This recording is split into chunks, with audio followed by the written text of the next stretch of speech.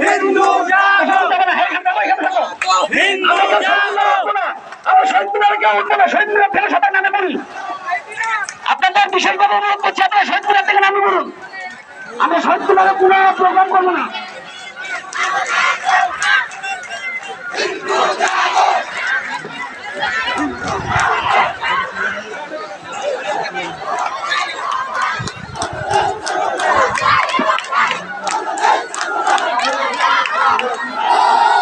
আমি সকল সনাতনী ভাইদের দৃষ্টি আকর্ষণ করছি, আপনারা মাঠের মাঝখানে আসুন।